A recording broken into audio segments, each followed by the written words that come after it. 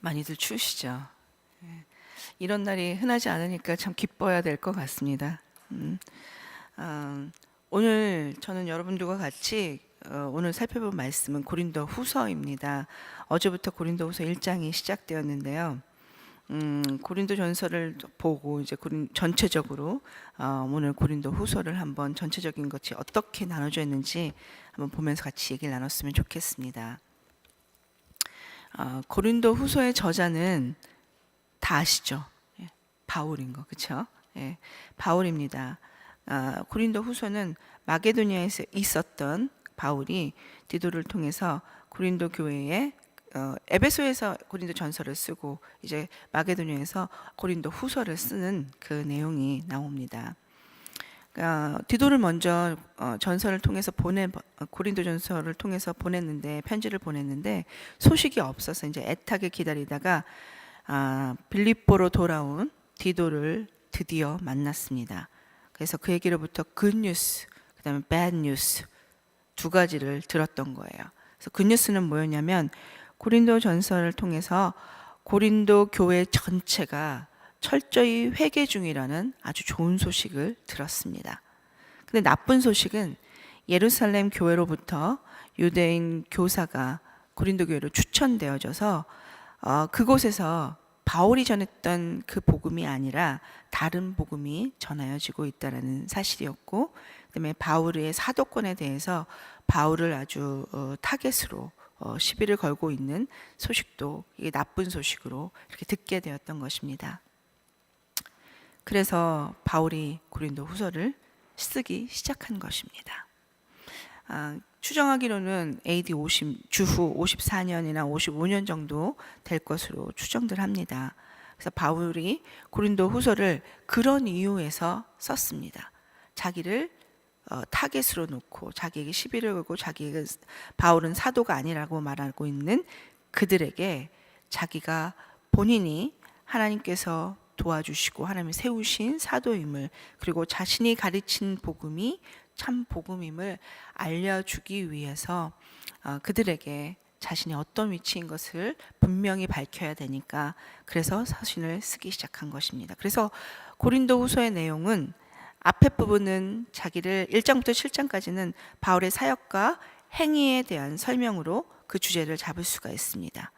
8장부터 9장까지는 예루살렘 교회를 위한 헌금에 대한 권면이 담고 그 내용이 있습니다. 끝으로 10장부터 13장까지는 사도직 전반적인 제너럴한 사도직에 대한 바울의 변호가 적혀져 있습니다. 그래서 오늘 볼 말씀은 1장부터 7장 사이에 있는, 그리고 1장에 있는 12절부터 22절까지 말씀을 보게 될 것입니다. 그 말씀은 아까도 말씀드렸지만 바울에 대한, 자기에 대한 어떻게 보면 변명인 것 같이 보이고 어떻게 보면 변호인 것 같이 자기 스스로를 변호인 것 같이 하는 그런 모습들을 우리가 오늘 말씀에서 찾아보게 될 것입니다. 정말로 이 일이 일어나게 된 이슈가 있었어요. 왜 이런 일이 일어났을까? 왜 바울을 타겟으로 했을까? 유대인 교사가 와서 새로운 복음을, 다른 복음을 전하고 있었지만 왜 바울을 그렇게 타겟으로 잡았을까? 뭔가 이렇게 잡힐 만한 꼬투리가 있었던 거였어요. 그게 뭐였냐면 바울이 정직하지 못하다, 약속을 지키지 않는다. 그러니까 한마디로 바울은 liar, 거짓말장이다. 그래서 그는 사도로서의 자격이 안 된다라고 생각한 것입니다. 왜 이런 일이 일어났을까요? 왜냐하면 바울에게 바울이 하지 않았던 일들이 아니라 바울이 했던 일들 때문에 그렇습니다. 바울이 거짓말을 했을까요? 그게 아니라 바울이 고린도 전서에 얘기하고 있습니다. 고린도 전서에 그들에 대해서, 고린도 교회에 대해서 방문하려는 계획을 얘기를 했습니다. 그래서 방문을 내가 이렇게 할 것이다. 고린도 교회에 내가 2번 방문하게 될 것이다. 그런데 그렇게 하지 못하는 상황이 되었습니다. 약속을 결과적으로는 정말로 지키지 못하게 된 것이에요. 그러니까 고린도 교인들은 바울이 거짓말장이다.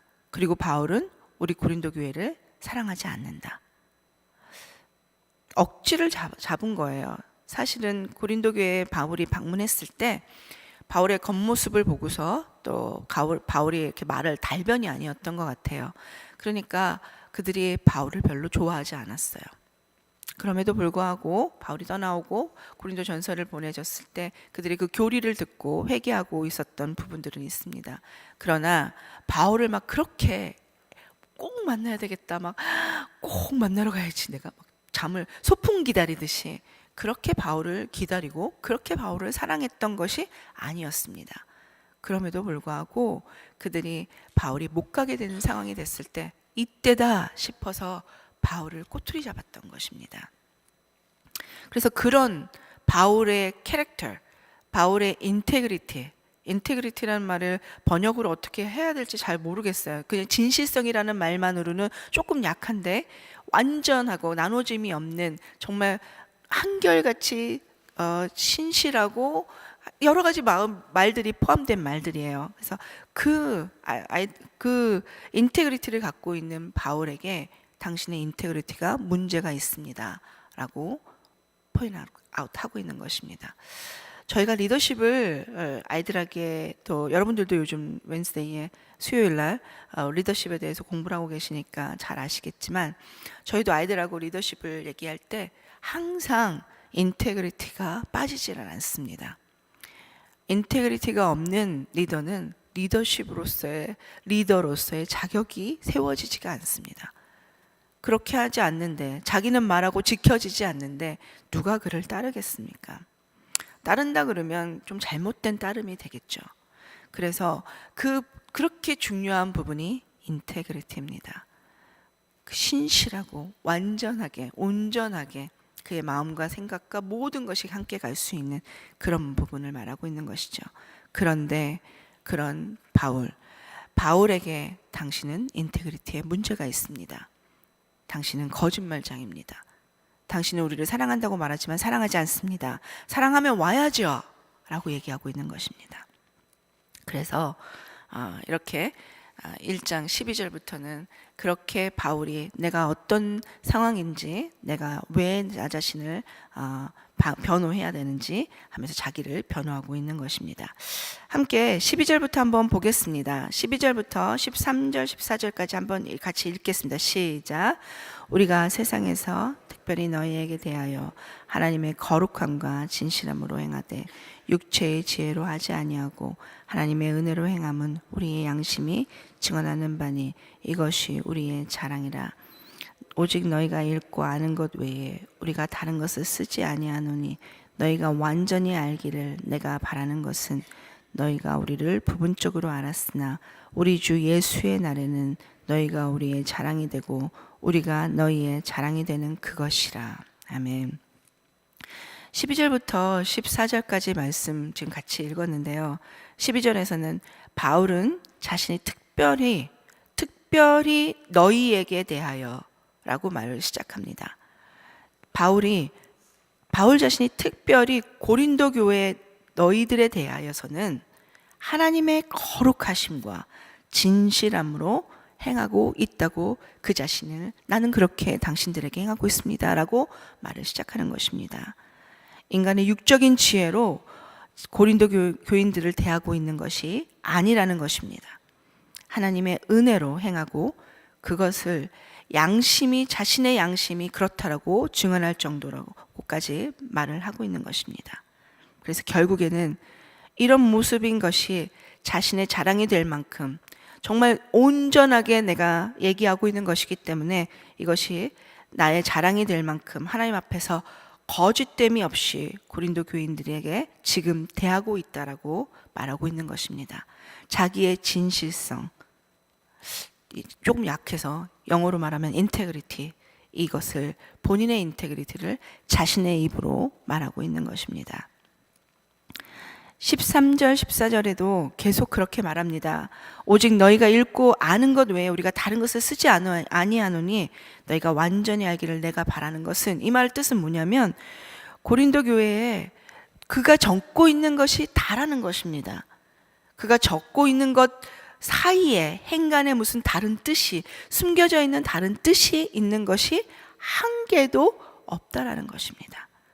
오직 너희가 읽고 아는 것, 내가 적어줘서 읽고 아는 것 외에는 우리가 본인이 다른 것을 쓰는 것이 없다라는 것입니다. 그리고 이 쓰러진 이것을 너희가 완전히 알기를 바울은 바라고 있다라고 말하고 있는 것입니다. 고린도 교회에서 유대주의적인 말씀과 삶을 그렇게 같이 가려고 하고 삶을 펼치려고 하는 것에서 고린도 교인들이 잘 나올 수 있도록 하기 위해서 그가 말씀을 전했고 교회를 세웠고 했던 그 자신의 인테그리티를 바로 세우려고 하는 것입니다. 그가 잘 세워서 그가 바른 인테그리티를 갖고 있는 자인 것이 밝혀져야지만 자신이 전했던 복음도 그 권위를 가질 수 있기 때문에 그는 자기를 변호하고 있는 것입니다. 여기서 우리는 바울 그 시대를 잠시 생각해 봤으면 좋겠습니다.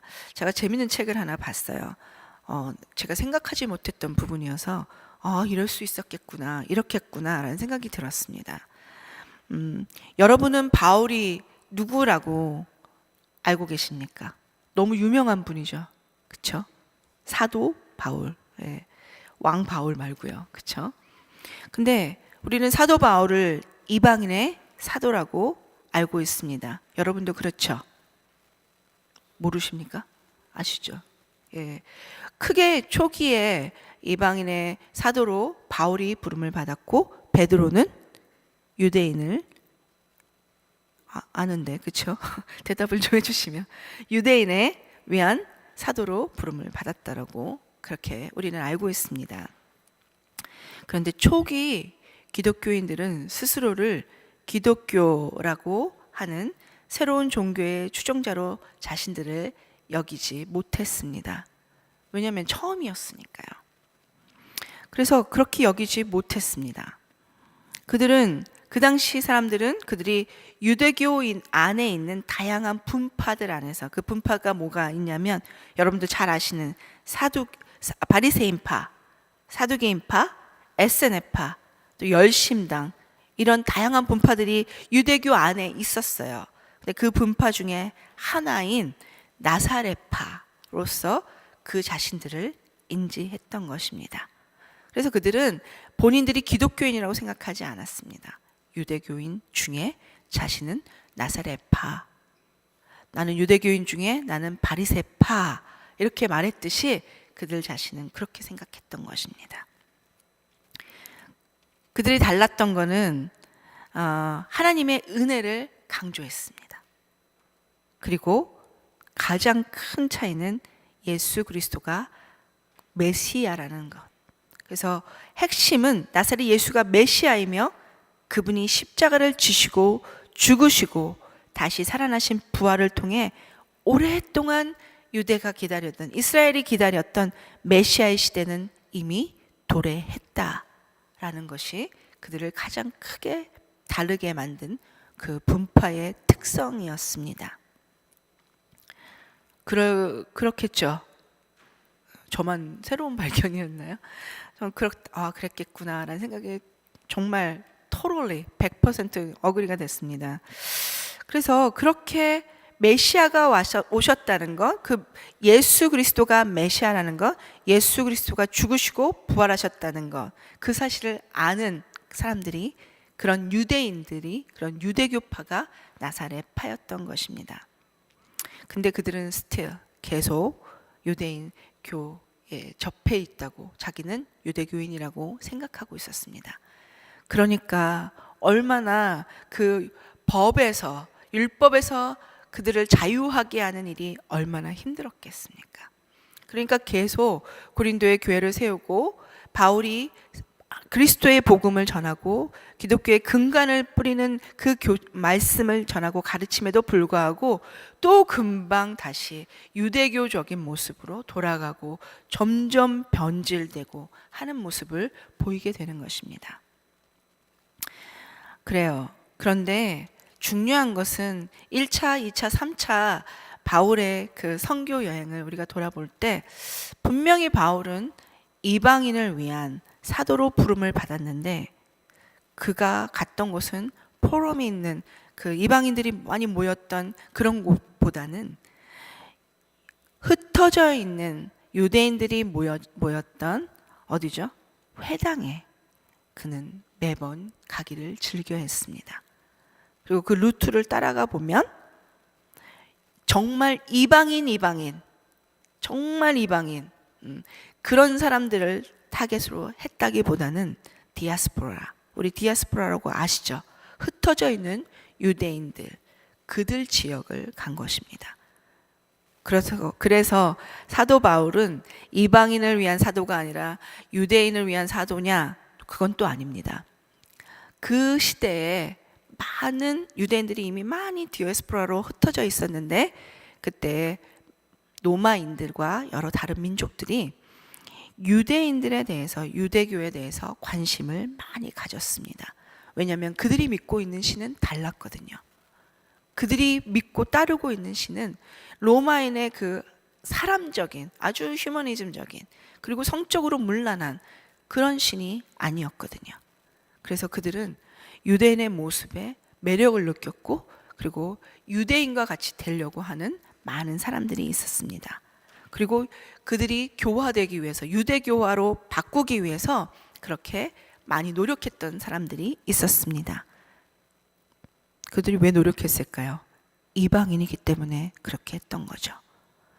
그분들이, 그 하나님을 경외하는 사람들이 이방인들의 그런 모습들 안에서 이방인들이 하나님을 경외하는 그런 사람들이, 그룹들이 디아스포라가 있는 곳마다 있었던 것입니다. 그래서 바울은 디아스포라가 있는 그 회당에 가서 하나님을 경외하는 이방인들, 그런데 아직 기독교인이 되지 않은, 유대교를 믿고 있고 유대교에 관심을 갖고 있는 그들을 향해서 하나님의 말씀, 예수 그리스도에 대한 말씀을, 복음을 전했던 것입니다. 우리는 그 예를 쉽게 볼 수가 있습니다. 성경에서 찾아볼 수가 있습니다.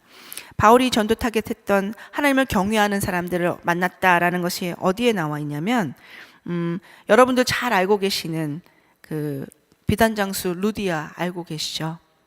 비단장수 루디아가 마게도니아에서, 아니 빌립보 성에서 바울을 만났습니다.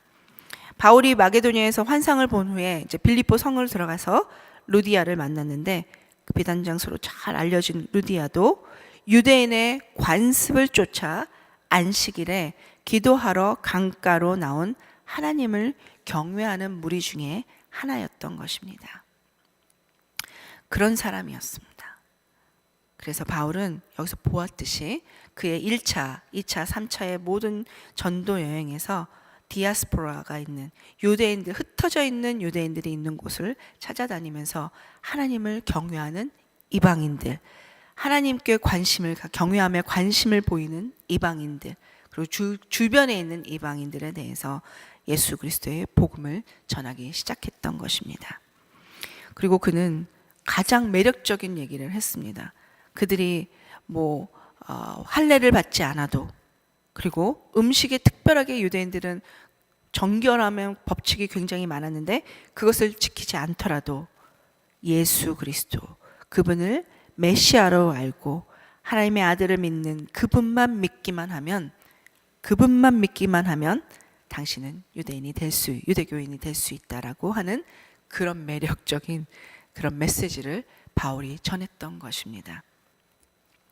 조금 그림이 보이시나요? 오늘은 첫날 그 1장이어서 내일부터는 강 목사님이 아주 깊은 스토리를 얘기해 주실 거여서 짧게 얘기를 나누려고 하는 것입니다. 그렇게 여러분들이 전반적인 것들을 보고 들어가면 조금 쉬울 것 같아서 말씀을 전합니다. 그래서 그가 말했던 예수 그리스도, 메시아, 이 말이 너무 중요한 것이에요. 메시아는 여러분 그리거예요. 근데 메시아가 아니군요. 그리스도가 그리거군요. 근데 메시아는 구세주라는 그 뜻은 그리거로 그때 크리스토라고 하는 말도 계속 성경에 나오기 시작하는 것입니다. 왜냐하면 그릭 사람들, 로마인들, 이 그리스인들, 그다음에 로마인들, 이 사람들을 대상으로 또 다른 이방 민족을 대상으로 바울이 메시지를 전하기 시작했기 때문입니다. 그래서 바울의 타겟했던 사람들이 이방인 맞습니다. 근데 하나님을 경외하는 사람들이었던 것을 우리는 볼 수 있는 것입니다. 13절과 14절에서 계속 그렇게 말합니다. 바울은 그들에게, 내가 당신들에게 아주 정직하게 말을 하고 있습니다.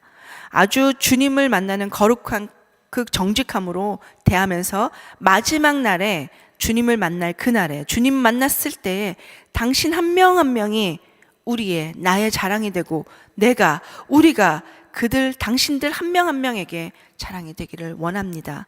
그러기 위해서 아주 정직함으로, 하나님의 거룩함으로, 진실함으로 내가 대하고 있는 것입니다 라고 말하고 있습니다. 하나님 앞에 선다는 일이 굉장히 두렵고 떨리는 일은 맞는 것 같습니다. 근데 저희는 제가 가장 떨렸고 가장 감사했던 건 언제였었냐면, 물론 제가 직접 죽음을 대할 때도 있었지만 그 전에 저희 어린이들하고 같이 한국에 선교 여행을 갔던 적이 있습니다. 갔습니다. 근데 그곳에서 마지막 여러 교회를 섬기고 아이들하고 마지막 코스로 선교사의 그 자질을 또 말하고 공부를 하면서 양화진행을 들립니다. 양화진은 한국에 오셨던 선교사님들, 그리고 거기서 돌아가시거나 또 본국에서 돌아가셨어도 한국에서 묻히길 원하시는 분들이 묻히는 그런 묘지입니다. 그런데 그곳에서 아이들이 그 설명 한 분 한 분의 선교사님에 대해서 설명을 듣고 그날 밤에 이제 저희들이 모여서 디브리핑을 했습니다. 그러면 어떤 것을 느꼈고 어떻게 해야 되겠고 이런 얘기들을 쭉 하는데 그날 눈물바다가 되었어요. 아이들이 선교사님들의 삶이 너무 감동이 됐던 거예요. 그래서 정말 아주 어린애부터 정말 5학년 또 같이 갔던 리더들까지 정말 자신들이 주님을 위해서 죽고 싶다고, 죽기를 원한다고 그렇게 막 고백하면서 한 명 한 명이 막 울면서 그런 고백이 넘쳤습니다. 저도 너무 감격스러웠습니다. 그 얘기를 들으면서 이 미션이 잘못되진 않았구나, 감사합니다 이러면서 너무 감사했어요. 그런데 그렇다고 아이들이 그 자리에서 바로 죽는 것은 아니지 않습니까? 그렇잖아요. 그런 일이 있으면 안 되잖아요. 근데 정말 중요한 거는 그 아이들과 같이 나눴을 때 마지막으로 제가 아이들에게 해줄 수 있었던 말은, 우리가 지금 죽는 것이 아니다. 너희들이 나중에 죽을 때 주를 위해 죽을 수 있을 것이다. 근데 그때는 아무도 모른다. 모르기 때문에 매일매일 매 순간을 주를 위해서 살아드려라. 그러면 주를 위해서 죽을 수 있을 것이다. 그렇게 얘기를 나눴습니다. 저는 하나님 앞에서 그들이 저의 자랑이 될 줄 믿습니다. 그리고 그들에게 제가 그렇게 전할 수 있었던 것도 저도 또 그렇게 살아야 되니까 그들에게도 제가 자랑이 될 줄로 믿습니다. 하나님 앞에 선다는 것은 마지막에 주 앞에 서는 그 심판을 얘기하기도 합니다. 그런데 그 심판의 날에 우리가 그렇게 되려면 매일매일 그렇게 진실됨으로 주께서 원하시는 대로 그렇게 살아드려야 되는 것입니다. 그래서 오늘 13절, 14절 쭉 말씀하는데 정말로 하나님께서 우리에게 그렇게 되는 소원을 주셨으면 진실됨으로 완전히 알기를 내가 바라는 것은, 내가 전하는 이것 외에 다른 것이 아니다. 이것만 너희가 기억해라. 다른 행간에 다른 뜻이 있을까? 걱정하지 말아라. 나는 정치가가 아니다. 정치를 하면서 이 말을 하면서 뒤에 있는 다른 뜻을 이해하기 위해서 이 정도의 말로 이렇게 가감하면서 생각하면서 단어 하나를 선택하는 것이 아니라 진실됨으로 마음을 그대로 전하기 위해서 당신들이 분명히 알고 따라올 아주 명확한 언어로 내가 말하고 있는 것이라고 시작하고 있는 것입니다. 15절과 16절에는 아주 적극적으로 고린도전서 16장 5절에서 7절까지의 말씀을 그가 계획했던 방문 계획을 이야기합니다. 고린도 사람들은 바울에 대해서 인테그리티를 공격했어요. 거짓말장이라고. 근데 바울은 그거를 도망가지 않습니다. 나에게 인테그리티를 공격하면 저라면 많이 화가 났을 것 같아요. 그런데 그는 그리고 당신들이 뭘 알아서 너 자신을 알아라 뭐 이렇게 얘기할 수도 있을 텐데 그렇게 하지 않습니다. 전에 했던 얘기들을 정면으로, 그 이슈를 정면으로 브링업합니다. 가지고 옵니다. 15절에 16절을 한번 같이 15절과 16절을 같이 한번 읽겠습니다. 시작. 내가 이 확신을 가지고 너희로 2번 은혜를 얻게 하기 위하여 먼저 너에게 이르렀다가 너희를 지나 마게도냐로 갔다가 다시 마게도냐에서 너희에게 가서 너희의 도움으로 유대로 가기를 계획하였으니, 아주 주도 면밀하게 내가 가볍게 여기지 않게 그렇게 가볍게 여기면서 그렇게 계획하지 않았다라고 말을 하고 있습니다. 내가 확신을 가지고 이 일을 했다라고 말하는 것입니다. 고린도 교인들을 위해서 먼저 고린도로 갔다가 마게도니아로 갔다가 다시 고린도로 가서 고린도 교회의 도움을 받아서 유대로 가는 계획을 고린도전서 16장에 말씀을 했거든요. 내가 그렇게 계획을 세웠었다. 왜냐하면 그 사실이 당신들을 가볍게 여겨서가 아니라 내가 이렇게 2번 들리려고 했던 만큼 그만큼 사랑있고 그만큼 깊이 무게를 가지고 생각하면서 이 계획을 세웠던 것이다 라고 말하고 있습니다. 오늘 9절에서는 원래 계획할 때 그렇게 했다라고, 가볍게 여긴 것이 아니라 거짓셈으로 한 것이 아니라고 말하고 있습니다. 그리고는 입으로, 거짓된 입으로 말하는 것이 아니라 정말로 진실로 진실되게 그런 계획을 세우고 그렇게 얘기했었다라고 17절에 이어서 말을 합니다. 17절 같이 제가 한번 읽겠습니다. 이렇게 계획할 때 어찌 경솔히 하겠으리요. 혹 계획하기를 육체를 따라 계획하여 예 하면서 아니라 하는 일이 내게 있겠느냐. 이 말은 가볍게 생각한 거지 절대로 아니다. 세상적인 방법으로 세웠던 것도 아니다. 속으로 안 갈 거면서 아니다 노 하면서 당신들이 듣기 좋으라고 간다고 yes 했던 것이, 예 했던 것이 절대 아니라라고 자신의 공격받는 그 부분을, 그 성품에 대해서 말을 하고 있습니다. 우리는 15절에서 바울의 충성된 태도를 볼 수 있습니다. 그는 상대를 가볍게 대하지 않았습니다. 진실됨으로, 성실함으로 2번 만나기 위해서 준비합니다. 바울의 마음의 고백을 이렇습니다. 내가 당신들을 존귀 여기기 때문에 깊이 생각해서 계획을 했고, 그리고 당신들을 만날 계획을 2번 했던 것입니다. 이것이 나의 본심입니다. 내가 거짓으로 안 할 거면서 갈게요. 한번 만나자, 한번 밥 먹자. 우리 이런 빈말 많이 하죠. 저도 많이 했네요. 네. 그런 말이 아니라는 것입니다. 그게 절대로 아니고 정말로 진실됨으로 yes 갈 것입니다. 가겠습니다라는 계획을 가지고 이렇게 진중하게 계획했지만 지키지 못했지만 그것이 크게 당신들에게 공격받을 일이 내 본심은 그것이 아니라는 사실을 설명해 주고 있는 것입니다. 여기서 우리는 바울의 정말 그 충성이라는 그 로열티라는 게 뭐냐면, 상황이 어떻게 변하든지 그 사람들이 나를 공격하더라도 계속적으로 고린도 교인을, 상황이 어떻게 나를 방해하든지 계속적으로 고린도 교인들을 사랑하고 그들을 대하고 있는, 진실함으로 사랑함으로 끝까지 대하고 있는 바울의 모습을 우리는 볼 수 있습니다. 이런 태도가 우리에게도 오늘 있어야 될 것 같습니다. 그리고 또 그는 정직한 태도로 그들을 대하고 있습니다. 거짓됨으로 no 아니야 안 할 거면서 yes 앞에서만 그렇게 말하고 있는, 립서비스 하고 있는 것이 아니라는 것입니다. 정직한 태도로 분명한 마음을 가지고 그렇게 네 그렇게 할 것입니다 라는 작심을 가지고 했던 것입니다. 마음과 말이, 행동과 말이 동일한 사람이라고 자기를 얘기하고 있는 것입니다. 이런 태도도 우리에게 있어야 될 것입니다. 바울과 같이 여러분과 저도 한번 밥 먹자 하는 이런 빈말 이젠 하지 말고 정말 그들을 향해서 진실됨으로, 빈말도 하지 않으면서 진실됨으로 말과 행동이 같이 갈 수 있는 그런 저와 여러분이 됐으면 좋겠습니다. 그가 그럴 수 있는 것은 하나님이 신실하시기 때문이라고 18절과 19절에서 말을 합니다. 바울과 함께하는 자들의 어떤 모습이냐면 신뢰할 수 있는 모습을 하나님에서 찾는 것입니다. 18절 한번 읽겠습니다. 시작. 하나님은 미쁘시니라. 우리가 너희에게 한 말은 예하고 아니라 함이 없노라. 맞습니다.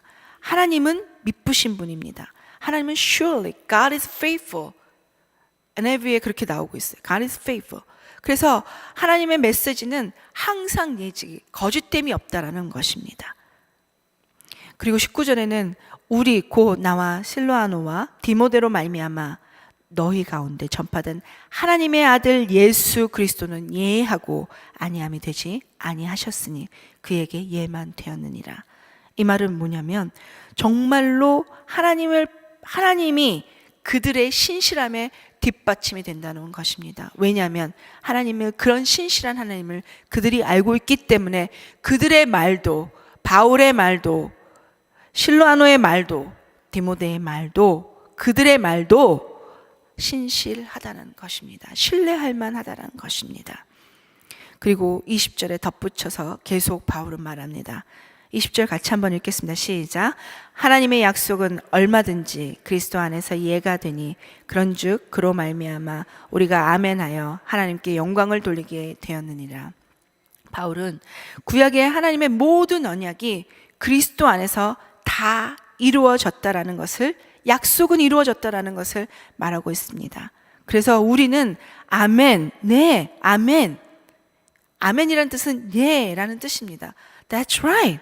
맞습니다. 그게 true입니다. 그렇게 말하고 있는 것입니다. 그것이 진실입니다. 그것을 아멘으로 받아서 하나님이 진실하신 분이심을 아멘으로 화답하면서 우리가 같이 하나님께 영광을 돌리게 하면 된다라고 말하고 그것을 덧붙여서 하나님의 진실 때문에 우리 한 사람 한 사람의 말에도 진실하다는 사실, 그가 전하는 말이 진실하다는 말 사실을 고린도 교인들에게 전하고 있는 것입니다. 끝으로 사도 바울은 자신을 보증해 주시는 이가 하나님이시다라고 쾅쾅 도장을 찍습니다. 21절과 22절 같이 한번 읽겠습니다. 이제 마지막이니까 같이 한번 읽을게요. 시작. 우리를 너희와 함께 그리스도 안에서 굳건하게 하시고 우리에게 기름을 부으신 이는 하나님이시니라. 그가 또한 우리에게 인치시고 우리 마음을 성령에 주셨느니라. 아멘. 우리와 너희 모두 그리스도 안에서 견고히 서도록 하신 분이 하나님이시라는 것을 깨닫게 해주는 말입니다. 21절에 우리와 너희와 함께, 영어로는 뭐라고 되어져 있냐면 Now it is God, 하나님이신데 who makes both us, 그러니까 우리와 너희, 고린도 교인들과 지금 바울이 전하고 있는 바울의 주변에 있는 사람들, 그 사람들과 당신들 모두가 하나님께서 stand firm in Christ, 그리스도 안에서 firm하게, 견고하게 서도록 하신 분이 하나님이시라고 말을 합니다. 우리가 우리 맘대로 설 수 있는 것이 아니라는 것입니다. 하나님이 여러분과 저를 부르셔서 그리스도 안에서 견고하게 설 수 있도록 해주셨다는 것입니다. 그리고 그런 우리에게 기름 부어 주셨다는 것입니다. 그리고 22절에는 그런 사람들에게 하나님이 seal 하셨다고, 인치셨다고 말을 하고 있습니다.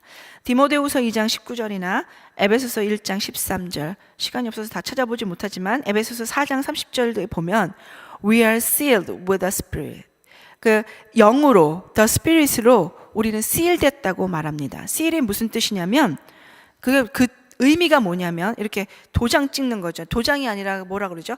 편지에, 옛날에 우리 영화 보시면 편지에 무슨 납 같은 걸 녹여서 꽉 그 안에 자기의 인장을 찍어서 누가 뜯어보지 못하게 내 것이야, 이거는 내가 보내는 거 확실한 것이야 라고 말할 때 seal이라고 말합니다. 근데 그 seal의 의미는 무엇이냐면 그 말의 뜻은 하나님이 말씀하실 때 they are mine, 내 것이야, 나의 사람들이야 라고 봉인한 것이라는 뜻입니다.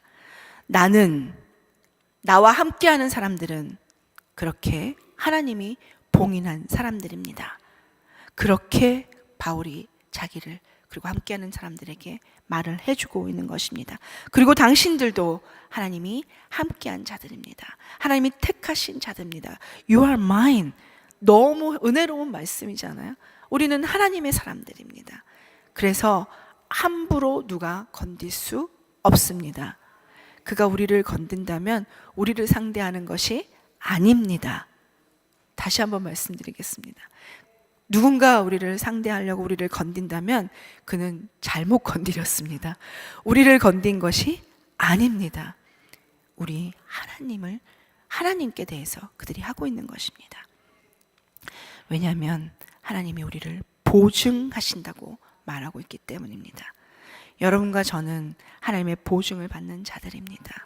당당하게, 그러나 교만하지 않게 당당하게 하나님의 사람으로 오늘을 살아드릴 수 있으면 좋겠습니다. 여러분과 제가 바울과 같이 하나님의 사람으로 그의 위치와 그 자신을 알고 복음을 전하면서 잘못 가고 있는 자들에게 그거 아닌데 하면서도 머뭇거리는 것이 아니라 제대로 진실되게 말하면서 신뢰를 가지고 정직함으로 그리고 로얄티를 가지고 충성됨을 가지면서 주 앞에 그 사람들 한 분 한 분을 대하고 주 앞에 섰을 때 하나님 앞에서도 우리가 당당해질 수 있으면 좋겠습니다. 그렇게 주 앞에 섰을 때 주변됨이 없이 하나님, 내가 함께 있던 우리 성도들이 나의 자랑입니다. 여러분들은 함께 있던 우리 성목사가 우리 다른 분들이 자랑입니다. 이렇게 말할 수 있게 오늘 하루도 하나님 앞에서 그렇게 살아드리는, 그리스도 안에서 그렇게 살아드리는 저와 여러분이 되시기를 축원합니다. 기도하겠습니다.